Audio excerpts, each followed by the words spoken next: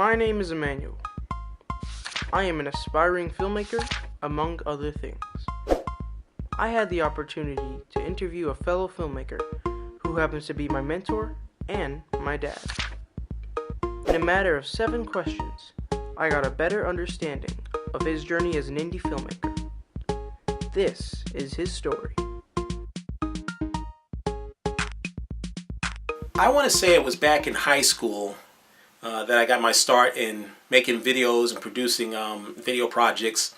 The photography class that I was a part of, we received tons of equipment from Panasonic for a program that they issued out to all of these high schools throughout the country called Kid Witness News. And we received t-shirts and all of this gear that no one taught us how to use, but a friend of mine and we were given the privilege to be the first to use the video camera and run around school and take it home and take tons of video footage and bring them back and put them in the editing bays and begin to work on different videos. And I think that's where I got my initial start in making videos and film projects, and I loved it.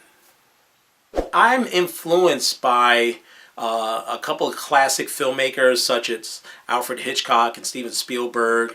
I'm also influenced by a few later filmmakers, particularly Spike Lee and Quentin Tarantino.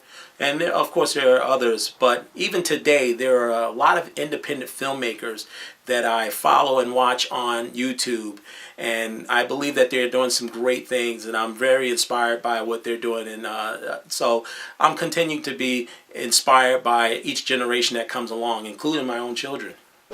The types of film projects that I primarily make are documentary, interview style projects. I love telling stories. I love telling other people's stories, and especially where they're from, and different historical content that's available to me in a local setting, such as where I live in my town. But I also enjoy making the public service announcements that I create with my students in my film club. These are great projects that we put together that inspire other young people while showcasing their filmmaking abilities. When it comes to equipment, I started out using what was called DV, these little tapes that you will put in these big clunky video cameras, and I had a JVC and I also had a Canon, and that's what I began using on my own. Back in high school, we were using the big tapes, and that was just a bit too much. But nowadays, it's gotten much simpler. I started out using these little handy cams because they're lightweight and they're small and portable. You can take them wherever you go. And I progressed to DSLRs. I love using DSLRs. They're simple to use. They're interchangeable with their lenses. And even my cell phone. If I'm out and I'm at dinner or I'm with my family on vacation and there's something I want to film, you better believe I'm not going to miss that shot. I'm going to use whatever I have. When it comes to editing my videos, I started using Windows Movie Maker many years ago. And from there, I was able to dabble in a software called Pinnacle, as well as earlier versions of Adobe Premiere. But after some time, I was able to acquire a MacBook, and I began using iMovie, which I really enjoy, and I still use to this day. But I have progressed to Final Cut Pro, and in between the two, depending on how simple or how complicated the project is, I will go between those two video softwares, iMovie and Final Cut Pro. My future projects will be to continue to work on a couple of storytelling, documentary style film projects. I recently completed and showcased locally a film project that's titled The Modest Beekeeper. It's a documentary about a local beekeeper.